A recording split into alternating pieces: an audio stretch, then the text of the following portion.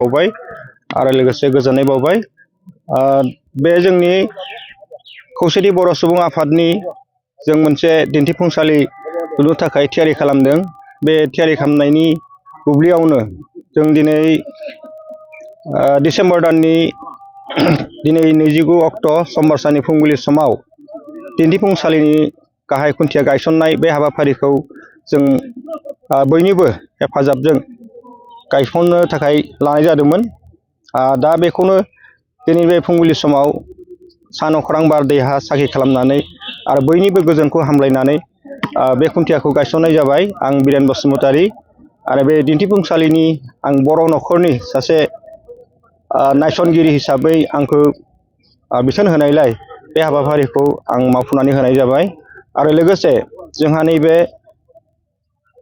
खौसेथि बर' सुबुं आफादनि 12थि बोसोरसालिया जथुम्मायाव जा दिन्थिफुंसालिखौ लुफुंना होनो थाखाय आंनि बिबानाव थानायलाय आं बे हाबाफारिखौ मावफुंनो थाखाय नाजागासिनो दङ।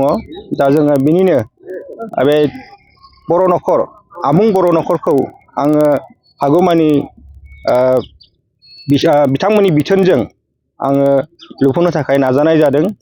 जोंनि बिनिनो न' हाबलांनाय बेनिफ्राय फैनानै जोङो न'सा न'खौ सौरा न'खौ मोनगोन आरो लोगोसे जोंनि न' बिमा न'मा न' बेखौ मोनगोन आरो लोगोसे सानजाहा बाख्रि मोनगोन आरो थिंजा सानजा आरो साहा बे खनायाव बाथौ थानसालिखौ मोनगोन आरो बेनिफ्राय खोलाहा जोंनि दिंखिसालि मोनगोन, जिरायसालि मोनगोन आरो हिसानसालि मोनगोन, ओमफ्राय एम्फौ जालि न' मोनगोन, दाउ गन्द्रा मोनगोन।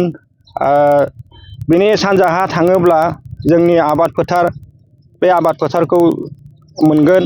बेवहाय नानि फुख्रि आरो लोगोसे जोंनि माइ गायनाय फोथार, मैगं फोथार, गय बारि बागान, थालिर बारि बागान बेखौ मोनगोन। आरो सोनाबथिं फैफिनोब्ला जोङो मोसौखौ जों जिरायहोनो थाखाय जोंहा मोनसे गलि थायो, बे गलिखौ मोनगोन। आरो लोगोसे बिसोरनिनो आदार बायदियै जों आबाद मावनानै मोनजानाय जायखौ जोङो जिगाब एबा माइ नारा होननानै बुङो, बे माइहुंखौ गलि सेरावनो मोनगोन।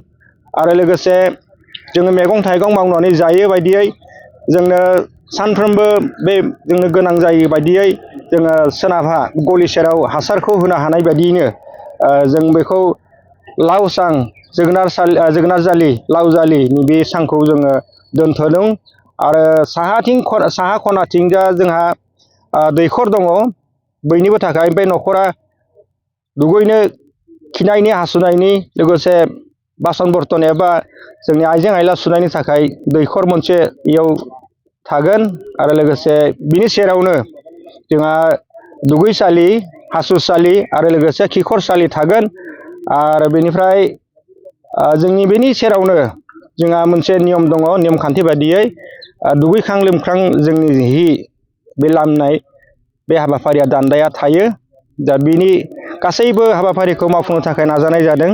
दा सोरनिबा मेगनाव गोग्लैयोबा बिथांमोना जुदि आंखौ परामर्श एबा बिथोन होयोब्ला जों मावफुंनायाव नाजाबाय थागोन, बेखौ मिजिंथिनानै नोंथांमोननिफ्राय आं बिदाय लाबाय। गोजोन्थों।